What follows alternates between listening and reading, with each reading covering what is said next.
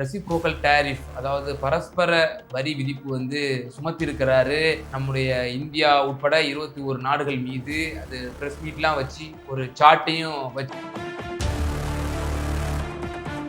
அங்க இருக்கக்கூடிய இந்தியர்களுக்கு வந்து என்னென்ன மாதிரியான பாதிப்புகள் ஏற்படுத்தும், இங்க இருக்கக்கூடிய நம்முடைய சாமானியர்கள் நீங்க நானு எந்த மாதிரியான பாதிப்புகள்லாம் வந்து சந்திக்க கூடும். இந்திய நாட்டினுடைய பிரதமர் நரேந்திர மோடி அவர்கள் எனக்கு மிகவும் நட்பு ரீதியில் அவர் ரொம்ப எனக்கு ஒரு நல்ல ஒரு ஃப்ரெண்டு. இருந்தாலும் நாங்கள் வந்து இதற்கு பதிலடி கொடுப்போம். இந்தியாவை தேர்ந்தெடுக்க கூடும் அப்படின்ற ஒரு விஷயம் சொல்லப்படுது. ஆனால் பாதிப்பு என்பது பாதிப்பு தான். ஐடி இண்டஸ்ட்ரி நம்ம நாட்டில் வந்து படு பாதாளத்துக்கு செல்லக்கூடிய ஒரு அபாயம் இந்த வரி விதிப்பின் மூலமாக ஏற்படக்கூடும். நெக்ஸ்ட் இயர் பிகினிங்லையோ டிசம்பர்லையோ நமக்கு நிச்சயமா அதனுடைய இம்பாக்ட் தெரிய வரும். பலரும் வந்து லே ஆஃப் செய்யப்படுவார்கள், பலரும் வந்து பதவி நீக்கம் செய்யப்படுவார்கள். நம்முடைய அத்தியாவசிய பொருட்களும் நிச்சயமாக வந்து உயர்வதற்கான வாய்ப்புகள் அதிகமாக இருக்கிறது. பேரல் நமக்கு ரொம்ப கம்மியான விலையில தான் வந்து கச்சா எண்ணெய் கிடைச்சிச்சு. ஆனால் நம்ம வந்து பெட்ரோலோ டீசலோ வந்து விலையே குறைக்காமல் இந்த மத்திய அரசு நம்முடைய மக்களை வந்து வாட்டி வஞ்சித்ததை நம்ம பார்க்க முடியுது.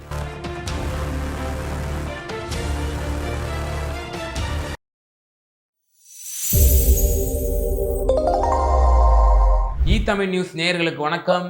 அமெரிக்க அதிபர் டொனால்ட் ட்ரம்ப் முன்பு அறிவித்தது போல ஏப்ரல் 2ஆம் தேதி வெள்ளை மாளிகையில் ரெசிப்ரோக்கல் டேரிஃப், அதாவது பரஸ்பர வரி விதிப்பு வந்து சுமத்திருக்கிறாரு நம்முடைய இந்தியா உட்பட 21 நாடுகள் மீது. அது பிரஸ் மீட்லாம் வச்சு ஒரு சார்ட்டையும் வச்சு அது வந்து பிரகடனப்படுத்தினதை நம்ம பார்க்க முடியும்.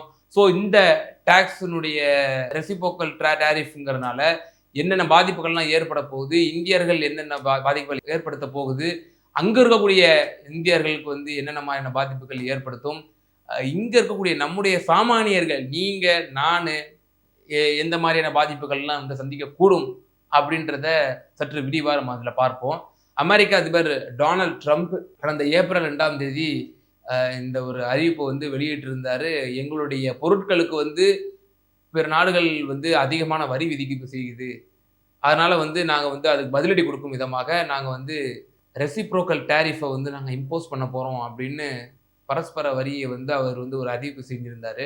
அதில் அவர் என்ன குறிப்பிட்டிருந்தார் அப்படின்னா, இந்த நாள் ஒரு மிகப்பெரிய நாள், ஒரு வரலாற்று சிறப்புமிக்க நாள், வரலாற்றிலே ஒரு முக்கியத்துவம் வாய்ந்த நாளாக கருதப்படும் வருங்காலத்திலும் அப்படின்ற மாதிரியான விஷயங்கள்லாம் சொல்லியிருந்தாரு.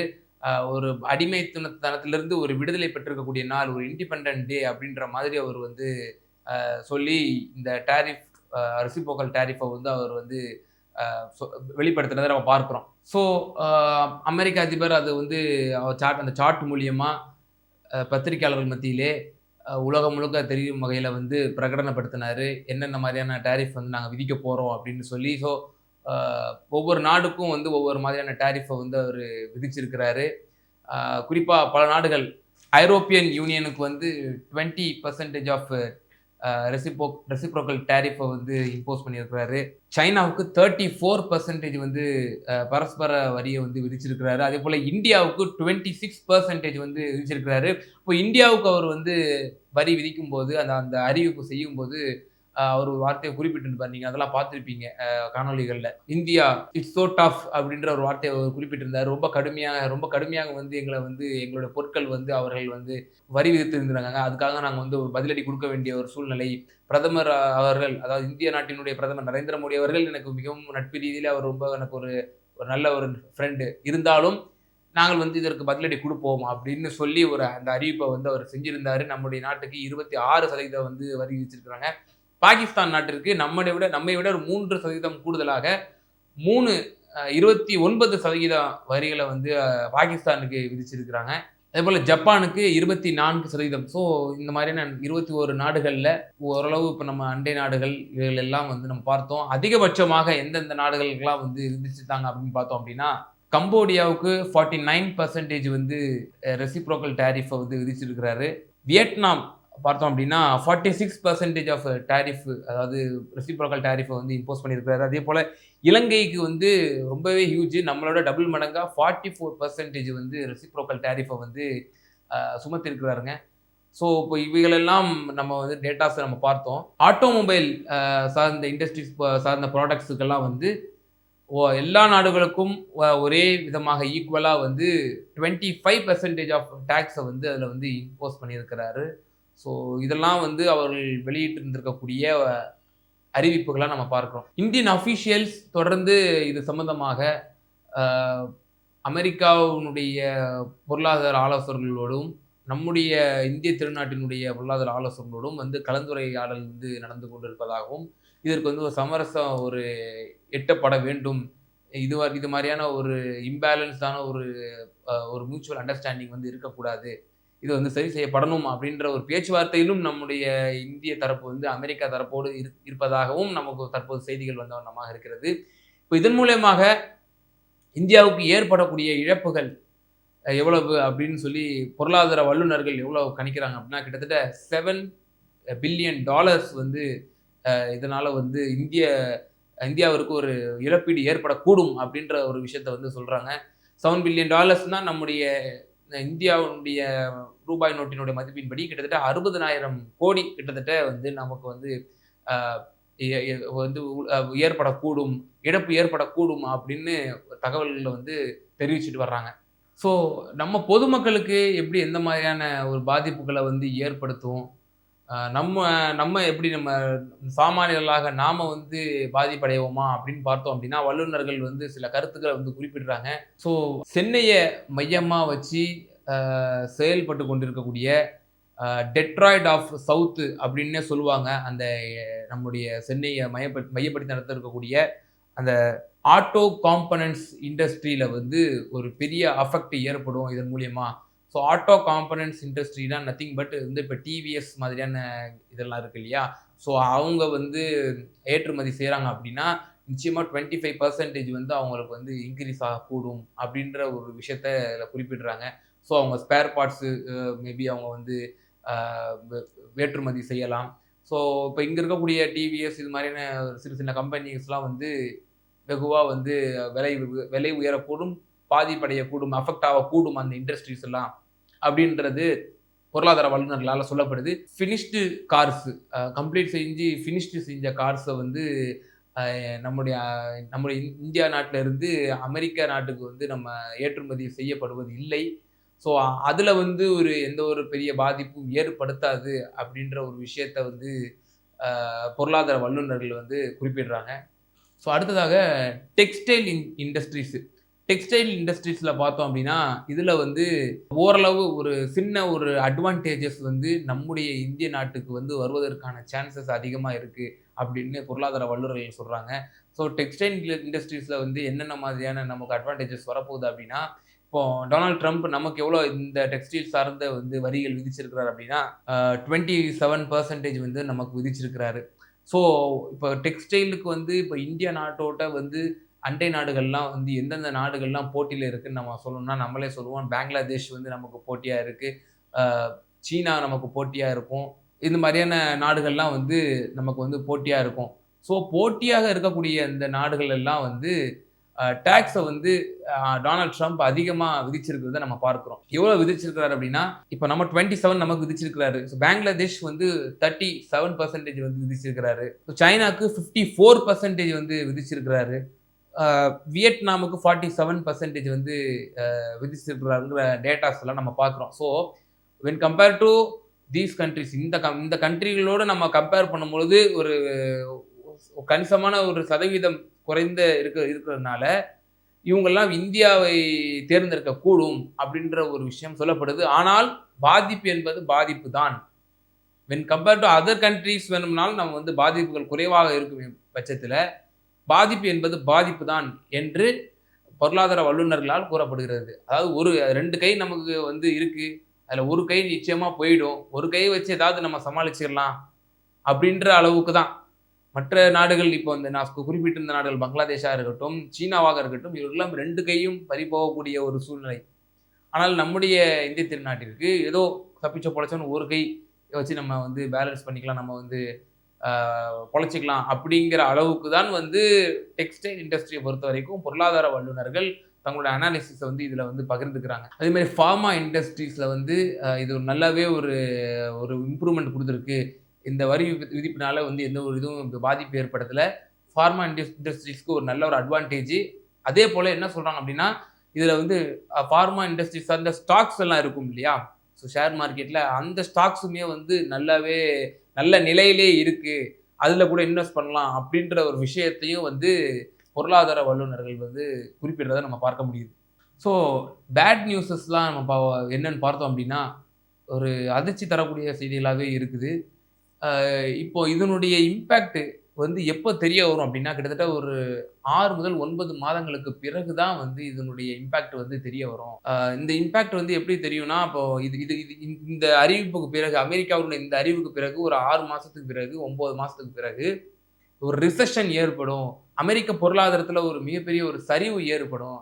அப்ப அந்த சரிவு ஏற்படும் பட்சத்துல, இங்க இருக்கக்கூடிய ஐடி கம்பெனிஸினோட நிலை ரொம்ப மோசமான நிலைக்கு அவங்க வந்து தள்ளப்படுவாங்க.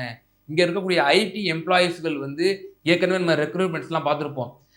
ரொம்ப குறைவான ரெக்ரூட்மெண்ட்ஸ்ல தான் வந்து ஆட்களை வந்து பணி சேர்க்கிறதா இருக்கட்டும். பல கம்பெனிஸ்ல வந்து நம்ம பார்க்குறோம். இன்ஃபோசிஸ் இந்த மாதிரியான கம்பெனிஸ்லாம் வந்து எம்ப்ளாயீஸ் எல்லாம் வந்து லே ஆஃப் பண்ணிடுறாங்க. ட்ரெயினிஸ் எல்லாம் வந்து லே ஆஃப் பண்ணக்கூடிய காட்சிகளை பார்க்குறோம். ஸோ இப்போ இன்னொரு 6 மந்த் 9 மந்த்ஸ் கழிச்சு நம்ம பார்த்தோம் அப்படின்னா, ரெக்ரூட்மெண்ட்டே ஐடி கம்பெனியில் இருக்காது சுத்தமா. அப்படிங்கிற ஒரு நிலையை வந்து எட்டிரும். ஒரு அபாய ஒரு நிலையில இருக்கும்.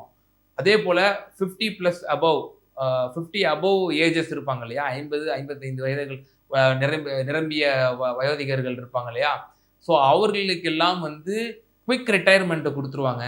ஸோ சீக்கிரமா ரிட்டையர்மெண்ட்டை கொடுத்து அவங்கள அனுப்பிச்சி வச்சுருவாங்க அப்படின்ற ஒரு அபாயமும் இதில் வந்து இருக்கு அப்படின்னு சொல்லப்படுது. ஸோ ஐடி இண்டஸ்ட்ரி நம்மளோட நாட்டில் வந்து படு பாதாளத்துக்கு செல்லக்கூடிய ஒரு அபாயம் இந்த வரி விதிப்பின் மூலமாக ஏற்படக்கூடும்னு பொருளாதார வல்லுநர்கள் வந்து கணிக்கிறாங்க. இந்திய நாட்டில் வந்து கிட்டத்தட்ட ஒரு 10 கோடி இந்தியர்கள் இந்த ஐடி செக்டாரை டைரக்டாவோ இன்டைரக்டாவோ வந்து டிபெண்ட்ஸ் பண்ணி இருக்கிறாங்க. ஸோ இதில் நிச்சயமா இனி வரக்கூடிய நெக்ஸ்ட் இயர் பிகினிங்லையோ டிசம்பர்லையோ நமக்கு நிச்சயமா அதனுடைய இம்பாக்ட் தெரிய வரும். பலரும் வந்து லே ஆஃப் செய்யப்படுவார்கள், பலரும் வந்து பதவி நீக்கம் செய்யப்படுவார்கள், பலரும் வந்து வீட்டுக்கு அனுப்பப்படுவார்கள். ஸோ இதனால ஒரு 10 கோடியில நிச்சயமாக ஒரு கணிசமான ஒரு தொகை வந்து இம்பாக்ட் ஏற்படுத்தும், அஃபெக்ட் ஆவாங்க அப்படின்ற ஒரு விஷயம் இதுல வந்து ஒரு பாதகமான விஷயமாக வந்து இந்த பொருளாதார வல்லுநர்களால் வந்து சொல்லப்படுது. இப்போ இந்தியா எத்தனையோ நாடுகள்கிட்ட வந்து எக்ஸ்போர்ட் பண்ணுது, ட்ரேடு வந்து வச்சுக்குது. ஆனால் எல்லா நாடுகளிலுமே வச்சிருக்கக்கூடிய ட்ரேடில் வந்து டெஃபிசிட் ட்ரேடு தாங்க. டெஃபிசிட்னா வந்து பற்றாக்குறை கொண்ட ட்ரேடு தான். இப்போ நம்ம எக்ஸ்போர்ட் ஒன்று பண்ணுறோம் அப்படின்னா அவங்க அதிகமாக நமக்கு வந்து இம்போர்ட் பண்ணுவாங்க. ஸோ இது வந்து சர்ப்ளஸ் கிடையாது, இது வந்து டெஃபிசிட்டு.